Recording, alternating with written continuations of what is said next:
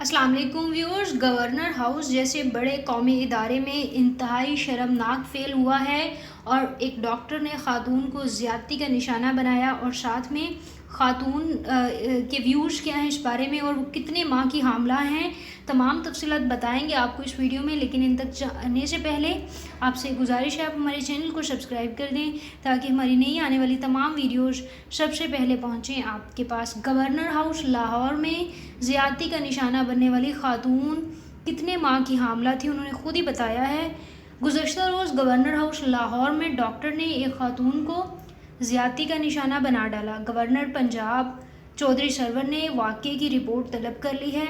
तर्जुमान governor house का कहना है कि रिपोर्ट की रोशनी में कानून के मुताबिक कार्रवाई करेंगे। गवर्नर पंजाब ने CCPO को 24 घंटे में वाक़े की मुकम्मल रिपोर्ट पेश करने का हुक्म दिया है।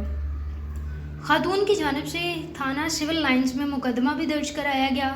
दर्ज मुकदमे में ख़ातून ने ये कहा कि 7-8 माह की हामला हूँ। डॉक्टर मुशर्रफ को 2-3 माह से मैं जानती हूँ। मुतासरा ख़ातून का मज़ीद कहना था कि मैं एक शरीफ औरत हूँ, मेडिकल नहीं कराना चाहती।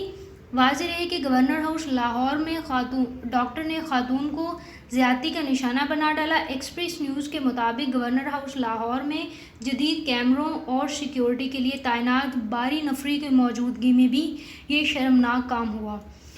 मुतासरा ख़ातून ने वाक़े के बाद 15 पर कॉल भी की, जिसके बाद पुलिस ने हलचल मचाई और भारी नफरी गवर्नर हाउस तक पहुंच गई। मुबैना तौर पर ज़्यादती करने वाले डॉक्टर और मुतासरा ख़ातून दोनों को हिरासत में ले लिया गया है और इसके बाद गवर्नर पंजाब चौधरी सरवर ने तफ्तीश का हुक्म दिया है। ज़राए के मुताबिक ख़ातून ने 15 पर कॉल करके ये भी कहा कि वो गवर्नर हाउस में वाक़ डिस्पेंसरी में अपने चेकअप के लिए आई थी, जहां मौजूद सरकारी डॉक्टर ने इसे ज़्यादती का निशाना बनाया। जब DSP नवीद अकमल से रब्ता किया तो उन्होंने वाक़े की तस्दीक भी की है और तफ्तीश भी कर रहे हैं। कुछ बयानात से मामला मज़ीद मशकूक होता हुआ नज़र आ रहा है, लेकिन ताहम गवर्नर पंजाब चौधरी सरवर ने वाक़े की मुकम्मल तौर पर इंक्वायरी रिपोर्ट 24 घंटे में पेश करने का हुक्म दिया है। नाज़रीन, अगर आपको वीडियो पसंद आई तो उसको लाइक करें और चैनल को सब्सक्राइब कर दें।